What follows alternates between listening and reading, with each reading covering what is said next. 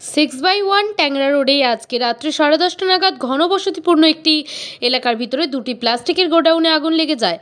স্থানীয় বাসিন্দারা যেটা জানাচ্ছেন, রাত্রি 10:30 নাগাদ হঠাৎ তারা একটি বাজের শব্দ শুনতে পান এবং মুহূর্তের মধ্যেই কিছু বুঝে ওঠার আগেই তারা দেখেন আগুনে দাউ দাউ করে জ্বলে উঠেছে ওই কারখানা। দীর্ঘদিন ধরেই এই কারখানায় চলছিল বলে তারা জানাচ্ছেন।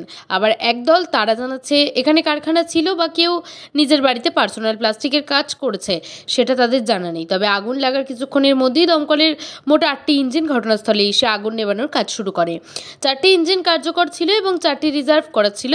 তবে এলাকাবাসীদের মধ্যে একদলের অভিযোগ যে এরকম ঘনবসতিপূর্ণ এলাকায় কেন কারখানা চলছিল তা বারংবার অভিযোগ করা সত্ত্বেও কোনো ব্যবস্থা গ্রহণ করা হয়নি। প্রথমে সামনের দিকের কারখানায় আগুন লাগে, তারপরে ওই আগুন ছড়িয়ে পড়ে পাশের গা লাগোয়া একটি কারখানাতে। দুটি কারখানার ভিতরে থাকা মজুদ সব প্লাস্টিক পুড়ে গিয়েছে, ভিতর থেকে একটি সিলিন্ডারও উদ্ধার হয়েছে।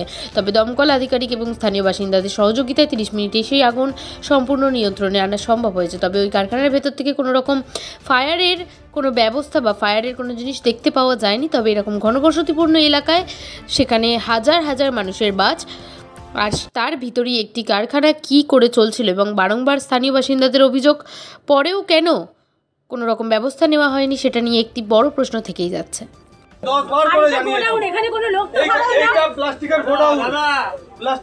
আপনাদের বাইকটাকে বন্ধ করে আপনারা যান, ফালতু এই বিষয় নিয়ে কিছুক্ষণ আগে ঝামেলা লেগে গেছিল। আমি খুলে খুলে দেখাতে পারবো এখন প্লাস্টিক আছে কিনা, দেখাতে পারবো কি আছে।